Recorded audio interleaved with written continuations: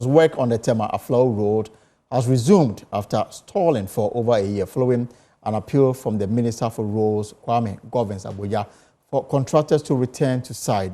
PHM International Construction, the contractor handling the 17-kilometer stretch, returned to site today. The contractor is appealing to government to expedite the process of reinstating the loan facility for the highways construction. The 17-kilometer stretch, which runs from the Teme roundabout to the Central University, is estimated to cost $105 million and is expected to be completed within 18 months. Roads users on the stretch have expressed their excitement about the resumption of work. We can listen to them.